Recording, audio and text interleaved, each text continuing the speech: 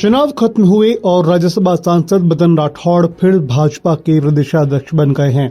इस मौके पर पूर्व सीएम वसुंधरा राजे ने एकजुट नो गुट एक मुख का नारा दिया। 7 महीने में दूसरी बार मदन राठौड़ को भाजपा की कमान सौंपी गई है। सीएम भजनलाल शर्मा, पूर्व सीएम वसुंधरा राजे समेत तमाम नेताओं की मौजूदगी में उनके नाम का ऐलान हुआ।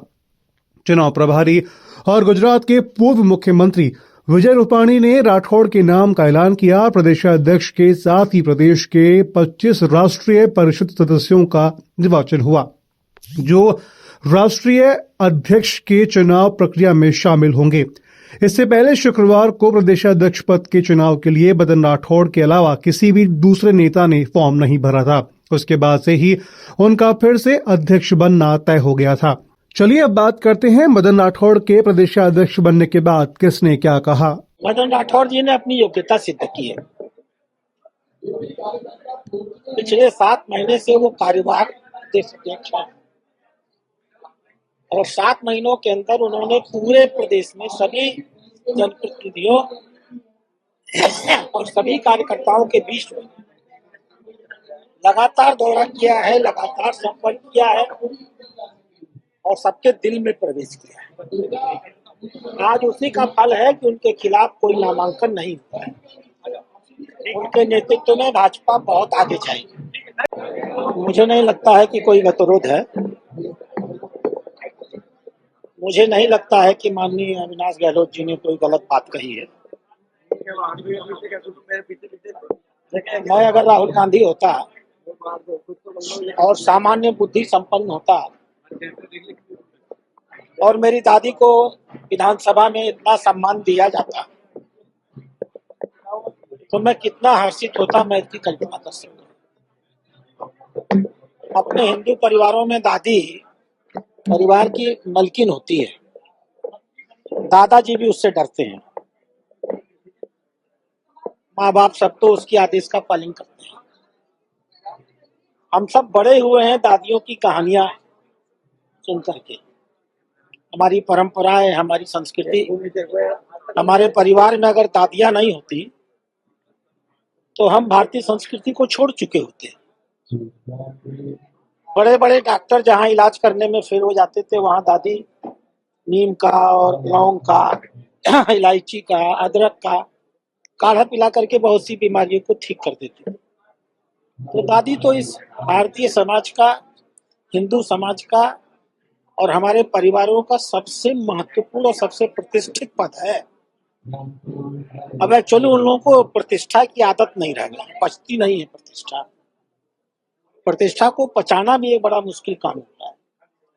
तो गहलोत जी ने तो उनको प्रतिष्ठा दी है, सम्मान दिया है, दादी कहा है। अगर गहलोत जी उनको दादी कह रहे हैं तो उनके लिए अच्छी बात थी। क्यों नाराज हो गए? नाराज इसलिए हो गए क्योंकि उनके पास सब कोई मुद्दे उद्दे नहीं बचे हैं और दिल्ली के चुनाव को हारने के बाद तो वो मान के चल रहे हैं कि अब देश की राजनीति में उनकी कोई भूमिका नहीं है। हमारे माननीय भजनलाल जी मुख्यमंत्री जी 1 साल के अंदर राजस्थान में भी उनका सुपड़ा साफ कर चुके हैं और अब कांग्रेस अंदरूनी लड़ाई लड़ रही है। ये जो विधानसभा में हुआ है वो कांग्रेस के ही 2 गुटों की आपसी प्रतिस्पर्धा है। मैं नाम नहीं लूंगा। और ये लोग कांग्रेस की बची कुची छवि भी बर्बाद कर रहे हैं। जनता हंस रही है। वो कंबल उम्बल बिस्तरा उस्तरा भोजन वोजन, हम बड़े दिल के लोग हैं। वो दिनों दिन बैठेंगे तो माननीय मुख्यमंत्री उनको कंबल, भोजन, रजाई सब उपलब्ध कराएंगे और उनको सहयोग करेंगे। सर, बड़ी बात, आज ताजपोशी का दिन है। वहीं पूर्व मुख्यमंत्री वसुंधरा राजे ने कहा कि सर्वसम्मति के साथ मदन राठौड़ को प्रदेशाध्यक्ष के लिए चुना गया है, लेकिन इनका राजनीतिक जीवन उतार चढ़ाव के साथ रहा है। हम तब भी आपके साथ थे, आज भी आपके साथ खड़े हैं। जो पार्टी के साथ चलता है, पार्टी उसे जरूर देखती है। इससे पहले जब आपने प्रदेशाध्यक्ष पद को संभाला था तो मैंने पद, मद और कद पर कहा था। मैं उस पर खरा उतरने की पूरी कोशिश करूंगा। ये हमारे यहाँ पद नहीं है, ये दायित्व है और सबको साथ लेकर पार्टी को ताकत देने के लिए, सर्वव्यापी बनाने के लिए मैं अपनी जो कुछ भी मैं कर सकता हूँ पूरी क्षमता के साथ काम करूँगा। सर, संगठन और सत्ता के तालमेल को लेकर शीर्ष नेतृत्व ने भी आपकी तारीफ करी है और साफ तौर पर कहा है कि जो 7 महीने का कार्यकाल रहा वो बेहतरीन रहा और अब आने के लिए और ज्यादा मशक्कत और मेहनत की आवश्यकता रहेगी। ये बात बिल्कुल सही है। जो शीर्ष नेतृत्व जो हमसे अपेक्षा करता है उस पर मैं खरा उतरने की कोशिश करूंगा।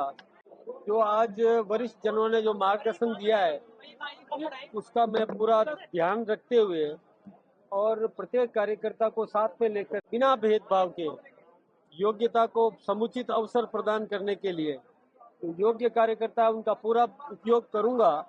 उनको सबको काम और सब काम के लिए कार्यकर्ता ये हमारी पूंजी है, ये विशेषता है, हम उसका पूरा उपयोग करें। सर, 3 बजे जिलाध्यक्षों की आप बैठक लेंगे, क्या मूल मंत्र रहेगा? एक बात जो उनके जहन में डाली जाएगी। जिलाध्यक्ष अपने अपने क्षेत्रों से यहाँ आए हुए हैं, उनके साथ बैठकर और आगे कैसे रचना करनी है, अपना जो उनकी टीम भी तैयार होनी है, उसमें भी क्या क्या तरीका अपनाना चाहिए, ये मैं उनसे चर्चा करूंगा।